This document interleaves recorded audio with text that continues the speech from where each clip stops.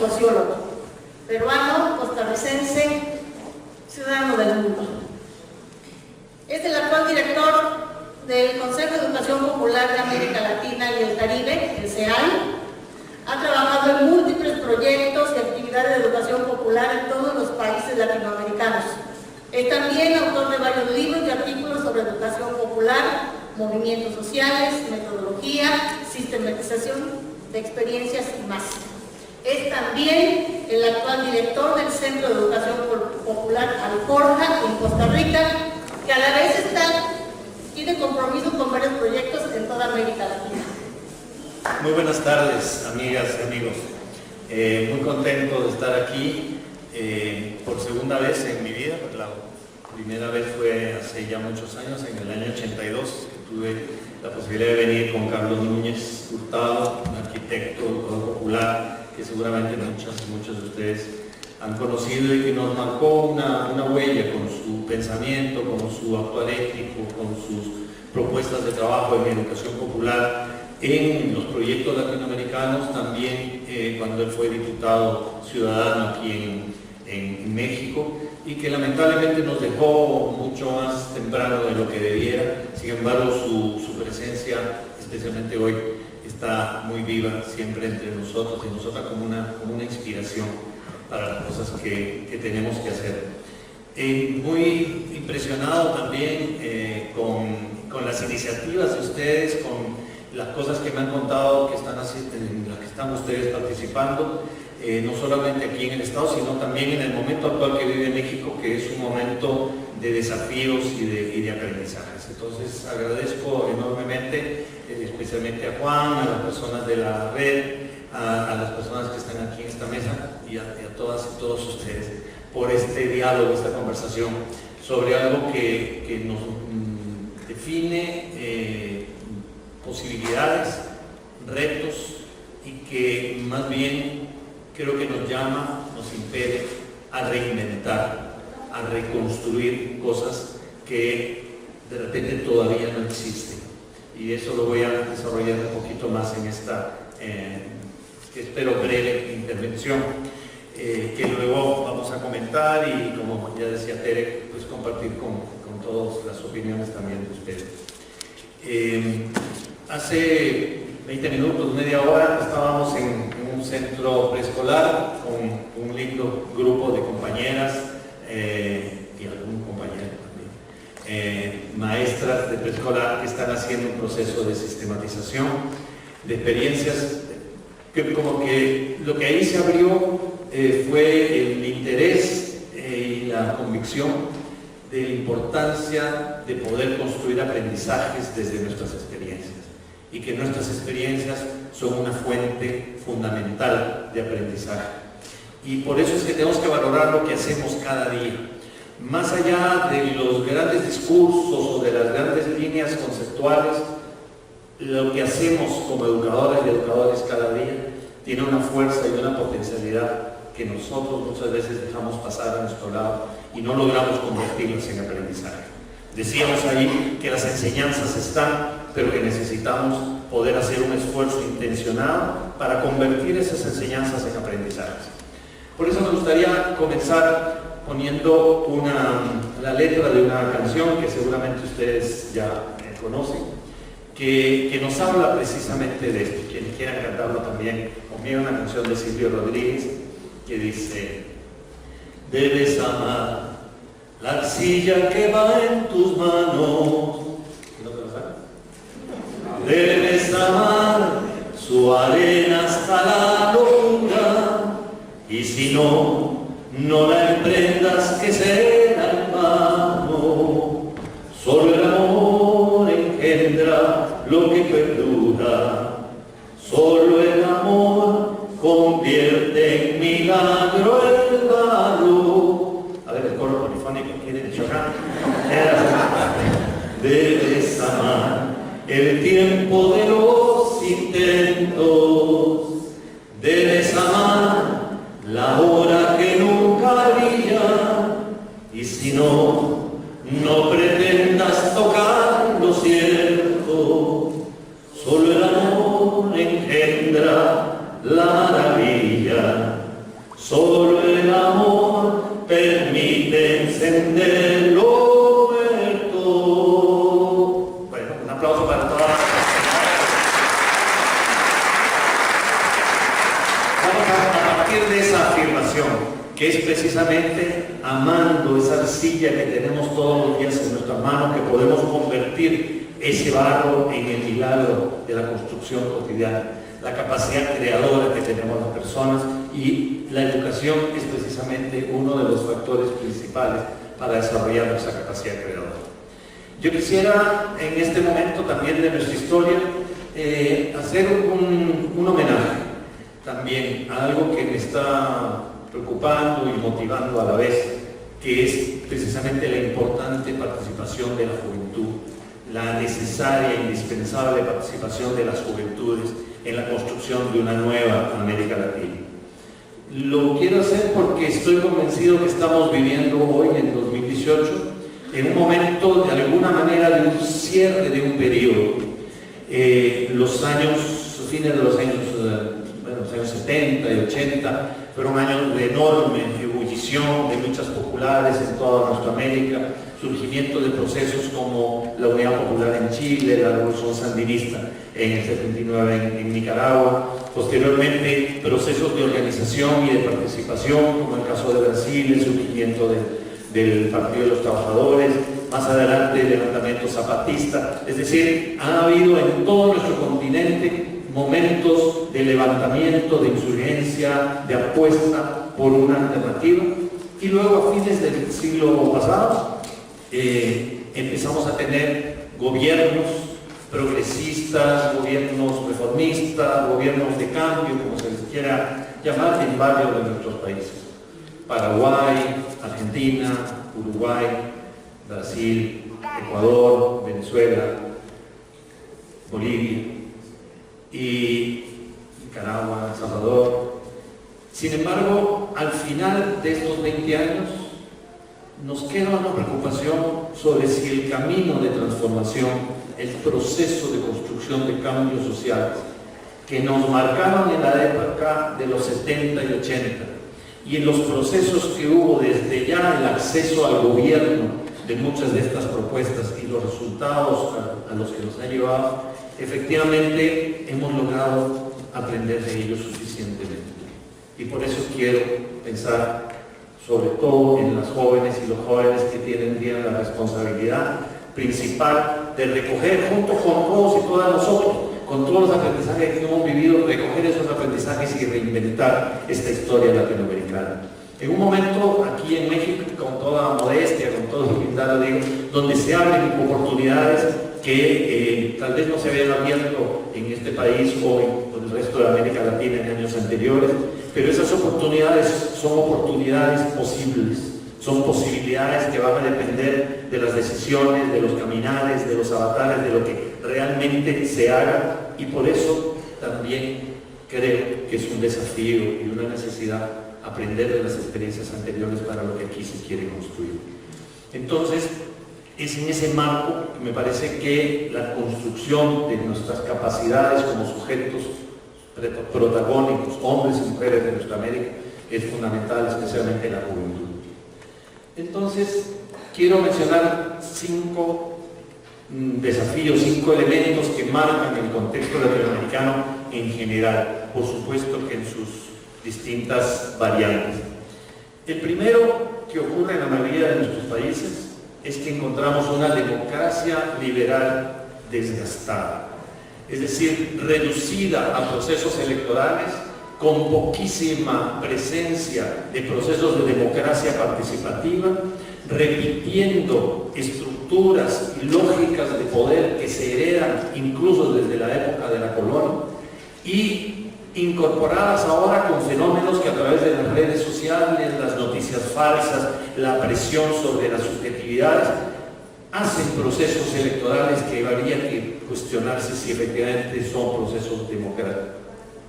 Y ahí nos planteamos en qué consiste entonces la democracia. Es decir, estamos viviendo, y por eso utilicé este concepto de democracia desgastada, porque ha habido un desgaste de toda esa formalidad que luego, atravesada por formas de autoritarismo y de corrupción, aunque se hayan generado, se hayan expresado con una formalidad democrática y hayan tenido el voto como una manera de expresión, no necesariamente han reflejado la capacidad del pueblo, de los pueblos, para tomar decisiones y para intervenir en la historia. Pensando que democracia significa el poder en el pueblo, democracia en su sentido radical significa poder popular, significa capacidad de decisión, capacidad de crecer como personas, capacidad de construir escenarios que no existían anteriormente, y no solamente ejercer un acto y depositar el poder y la capacidad de decisión en quienes han sido elegidos, que de forma vertical o autoritaria lo ejercen, desgastando el sentido democrático de fondo. Entonces, esa democracia desgastada la vivimos en la mayoría de nuestros países. Ustedes han tenido un proceso particular, en el caso de México muy sorprendente también, y por lo tanto lo coloco como un tema porque, si bien está marcando la realidad latinoamericana, sería interesante ver cómo ustedes asumen esta tarea, este desafío de reconstrucción, de reinvención democrática en las circunstancias actuales. Un segundo elemento es lo que llamaríamos el fundamentalismo del mercado.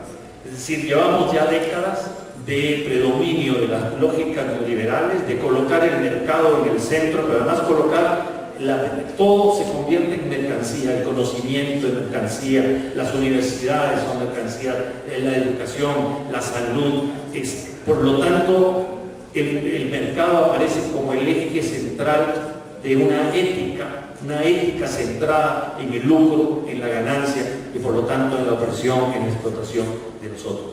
De tal manera que está atravesado en una lógica de consumo. A partir de esta idea fundamentalista, eso es la expectativa de vida que tenemos. Cuanto más vamos a consumir, cuanto más podemos acaparar, es que vamos a ser, entre comillas, más felices. Y por lo tanto, esa lógica de consumo y de mercancía que mercantiliza todo en la vida, nos va atravesando en todos los terrenos, en la vida familiar, en la vida comunitaria, en el trabajo, en las propias organizaciones sociales, en las políticas públicas.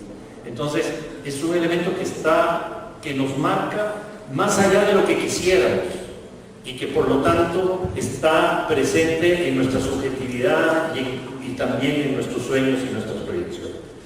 Un tercer elemento que quiero colocar a la discusión es que precisamente ya en estos últimos años, de 2010 para adelante, vivimos una ofensiva de restauración conservadora, particularmente en Argentina, en Ecuador, en Brasil y en la mayoría de los países de América Latina.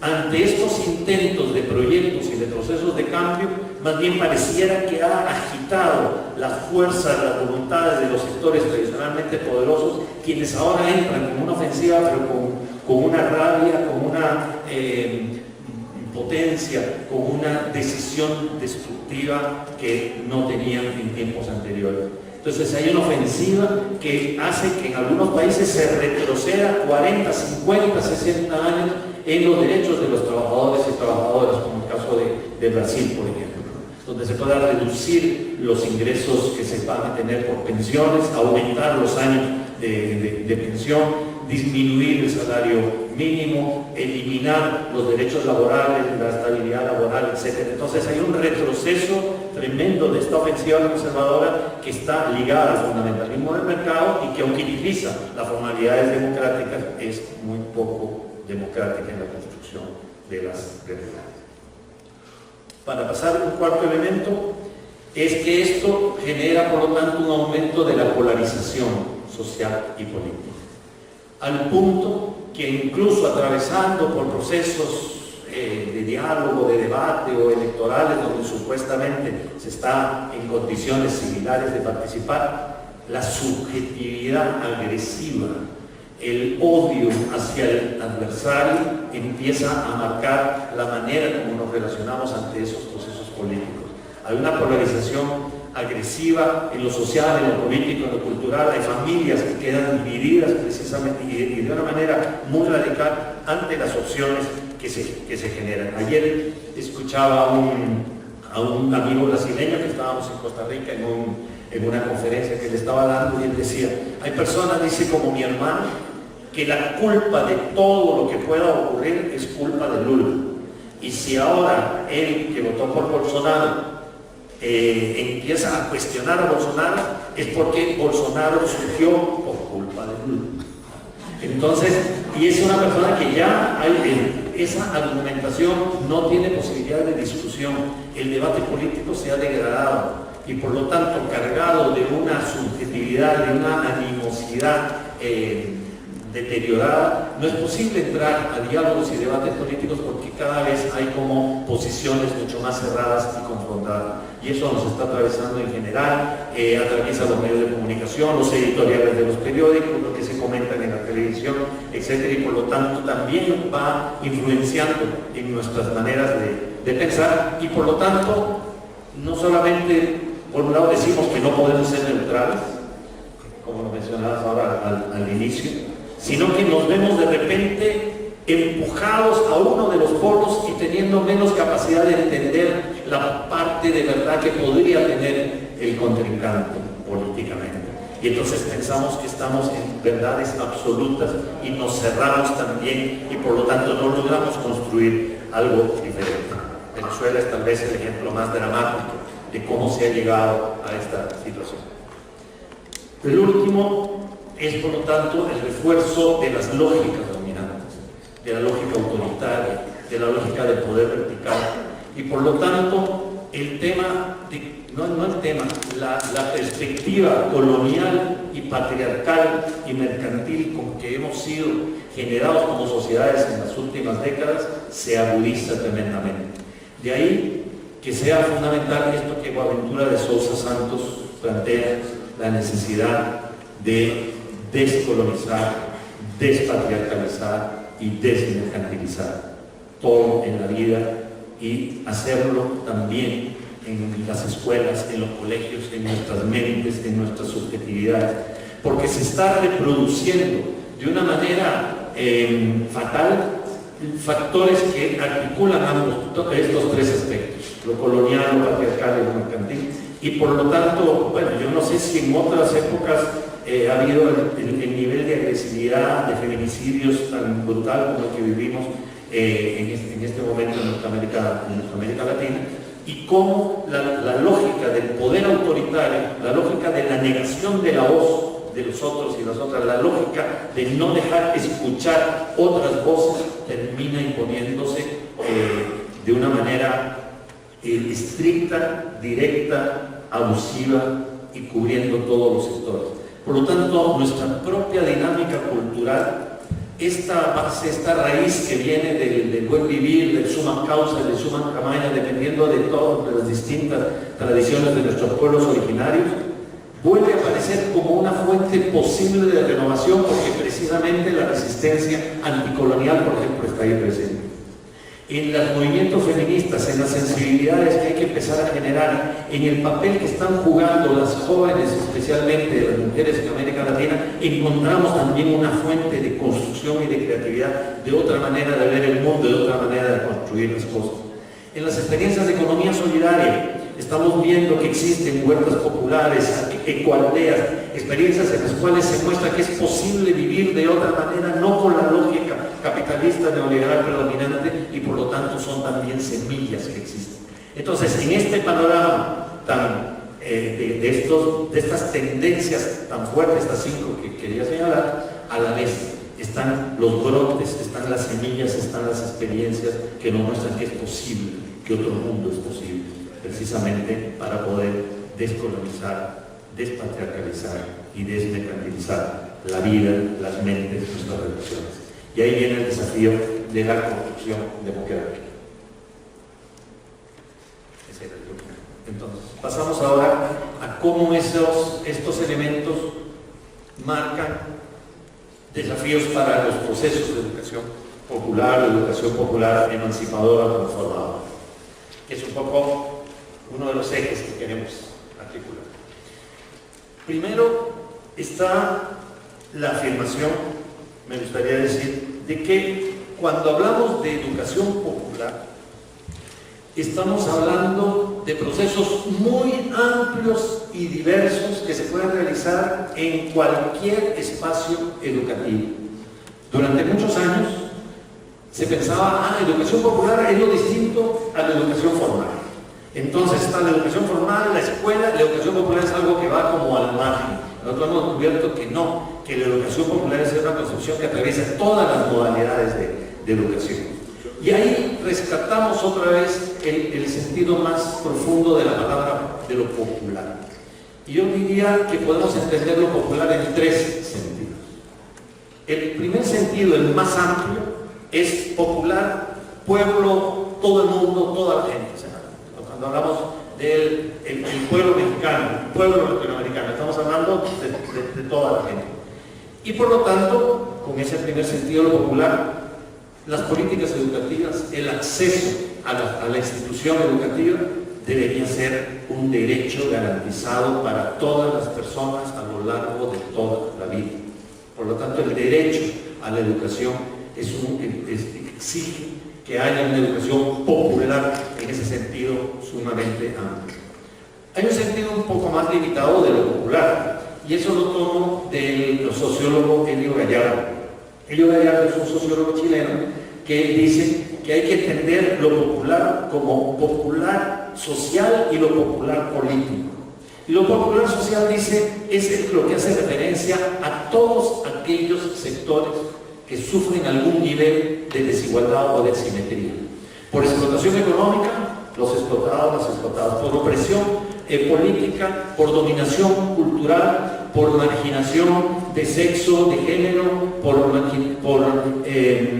exclusión, por cualquier factor de inequidad. Existen sectores que sufren el impacto de esos elementos, y por lo tanto esos sectores que viven esas asimetrías constituyen los sectores populares. Y es lo que él dice, es lo popular social. Entonces, cuando hablamos de una educación popular, estamos hablando de una educación que tenga como prioridad precisamente a esos sectores, que dedique sus principales esfuerzos a trabajar con esos sectores, con los sectores que sufren algún nivel de asimetría. Y el tercer elemento, y esto viene también de Elio Gallardo, es lo popular político. Es decir, el pueblo político es aquel sector, grupo, institución que lucha por transformar esas asimetrías. Es decir, por acabar con la explotación, por acabar con la opresión, por acabar con la discriminación, con la exclusión. Todos aquellos sectores que quieren cancelar esas asimetrías son los que constituirían el pueblo político. Y es tal vez el sentido más preciso y más particular cuando hablamos de procesos de educación popular. Deberían ser entonces aquellos procesos que, llegando a toda la población o que trabajando como derecho de todas las personas, priorizando los sectores que sufren las asimetrías, construyen la capacidad de transformar esas asimetrías. Y por eso decimos que una educación popular es fundamental en este momento para poder enfrentar esos desafíos del contexto. El segundo elemento es una afirmación freudiana muy importante. Está en su librito, este pequeño, que se llama Pedagogía de la Autonomía, saberes necesarios para la práctica educativa. Seguramente ustedes lo conocen. Y quienes no lo conozcan, yo se los recomiendo porque es un librito pequeño, pero que realmente es muy inspirador. Entonces, es cuando Paulo Freire dice, es que la historia es siempre posibilidad y no determinación. Y por lo tanto, depende de nosotros y nosotras lo que hagamos con esa historia, porque somos sujetos protagonistas de la historia. Entonces, procesos de educación popular, con niños y niñas de preescolar o con personas que están llevando doctorado a la universidad, son procesos que nos deben construir como sujetos transformadores, como protagonistas de transformación. Somos sujetos de la historia. El tercer desafío es la articulación entre utopía y cotidianidad. Y ahí hay un desafío fundamental de poder rescatar lo que es un paradigma emancipador para la vida cotidiana y romper esta idea que es en el fondo muy formalista y muy funcionalista de pensar que la utopía es algo que está, no sé, allá y algún día se va a llegar. No, la utopía es algo que nos marca el sentido de lo que hacemos ahora. Y si entonces queremos construir una sociedad democrática, tenemos que ser democráticos ahora para irla construyendo. Todos los valores, toda la ética que es discursiva o que es una aspiración, no debe quedar como para ver si algún día se llega a ella, sino precisamente debe ser la fuerza con la cual busquemos la coherencia en nuestro actuar ahora. Y ahí retomo otra cosa de Freire. Freire decía que la virtud en el ser humano no era la coherencia, sino era la búsqueda de la coherencia. Porque él decía, mi coherencia de hoy puede convertirse en mi incoherencia de mañana. Pero también mi incoherencia de hoy puede convertirse en mi coherencia de mañana. Por lo tanto, la virtud que debemos generar es ser siempre buscadores, que buscamos la coherencia y precisamente entre aquello que queremos lograr y lo que hacemos tiene que haber una correspondencia. Y por eso es que si queremos construir sociedades democráticas, relaciones democráticas, culturas democráticas, nuestra educación tiene que ser democrática, tiene que ser dialógica, tiene que ser horizontal, tiene que tener diálogo de saberes, tiene que tener posibilidad de aprendizaje mutuo, tiene que tener humildad, disposición para construir colectivamente, para escuchar, para poder entender la parte de razón o de verdad que hay en la afirmación contraria. Y es precisamente ahí donde entonces tenemos la posibilidad de construir algo diferente. Y por eso cuando hablamos de educación emancipadora, sí, hablamos de una aspiración de emancipación, pero que por lo tanto tiene que marcar lo que hacemos ahora. Y ahí cierro con esta idea. Pablo Freire, no sé si saben ustedes, pero él nunca prácticamente habló o escribió sobre educación popular. Él dice, Pablo Freire fundó la educación popular. Él nunca escribió propiamente eso. Él hablaba siempre de una educación liberadora.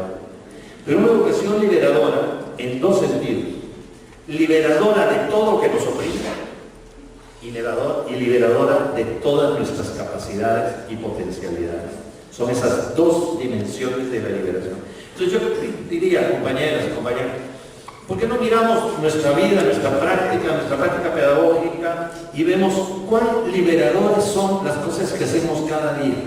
¿Cuánto ayudan a liberarnos de las cosas que nos oprimen? ¿Y cuánto liberan nuestras potencialidades y potencian nuestras capacidades? Y ahí podemos tener una clave en la búsqueda de la coherencia, haciendo que nuestros procesos educativos sean procesos liberadores.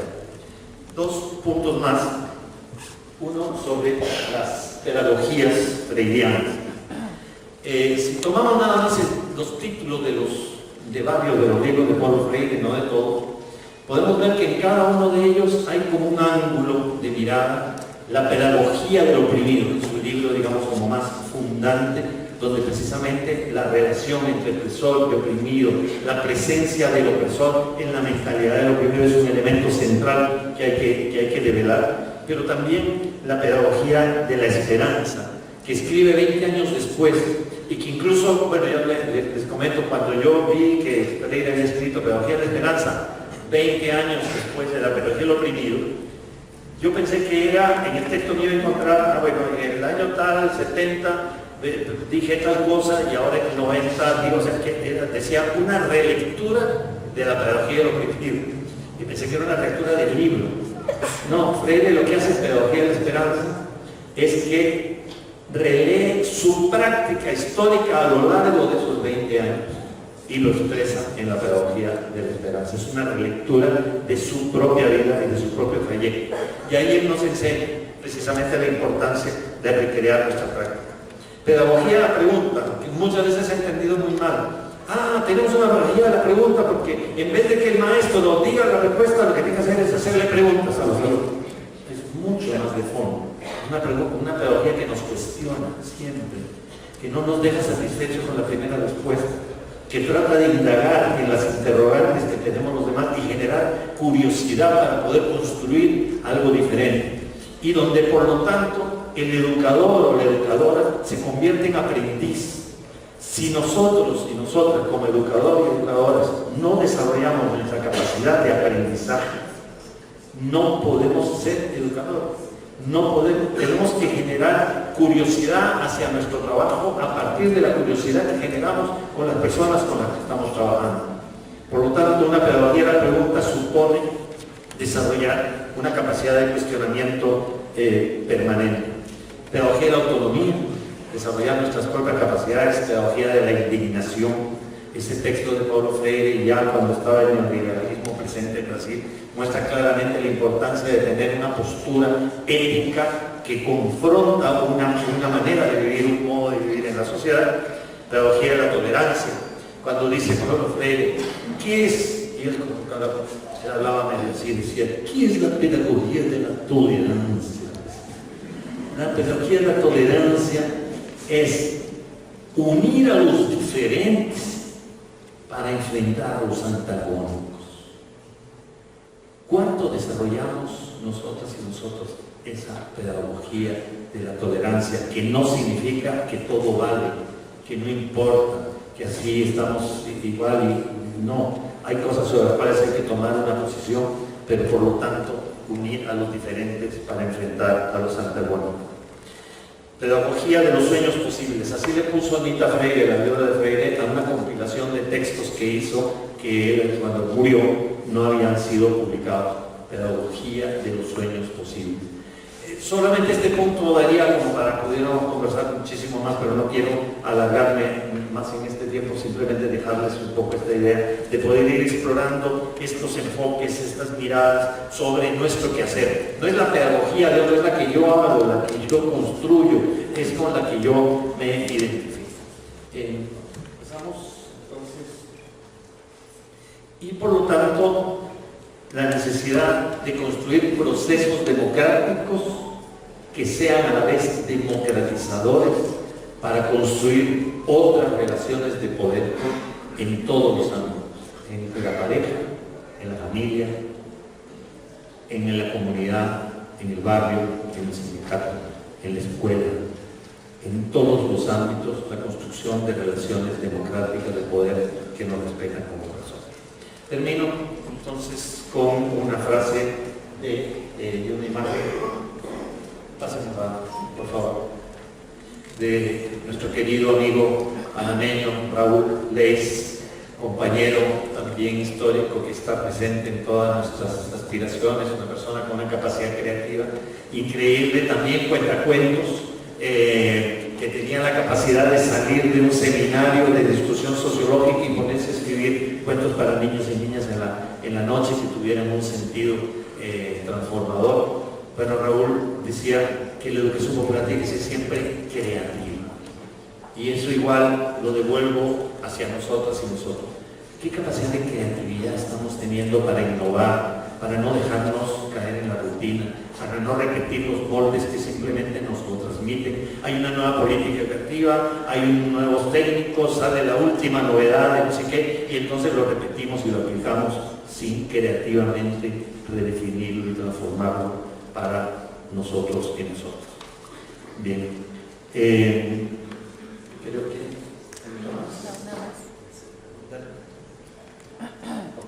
Pablo, por favor. Termino con este poema de Paulo Freire, Camoén, que es el gran inspirador en este momento, que yo tuve el privilegio de que él me contara cómo surgió este poema. Él dice que él estaba en Ginebra y se puso debajo de un árbol a que lo vinieran a buscar. Y como era él, se puso a pensar, ¿qué estoy haciendo? Estoy esperando. ¿Y por qué estoy esperando? Porque sé que van a venir. Pero no es que estoy esperando pasivamente, sino que he venido aquí a construir activamente la posibilidad de que me recojan. Y él dice, por lo tanto, y ahí retomo la última frase del cuento de Manon, ¿verdad?, que no se trata de que esperanza no tiene que ver con esperar, no tiene que ver con espera, no tiene que ver con algo pasivo. Tengo la esperanza de que algún día esto cambie, tengo la esperanza de poder ser otra cosa. No es algo pasivo que va a venir de fuera, sino que la esperanza hay que construirla. La esperanza es un hecho activo. Por lo tanto, decía Freire, el verbo debe ser el verbo esperanzar. Yo les invito a esperanzar, como cuando él dice que quien espera la pura espera vive un tiempo de espera vano. Y dice, no te esperaré en la pura espera, porque mi tiempo de espera es un tiempo de quehaceres. Estaré esperando tu llegada, como el jardinero prepara el jardín para la rosa que se abrirá en la primavera. Esa es nuestra tarea, preparar los jardines para las rosas que se abrirán en la primavera, regándolo con el trabajo de todos nuestros días, de día tras día, para construir en conjunto aquello que surgirá definitivamente si logramos hacerlo, y por eso hay que esperanzar. Gracias.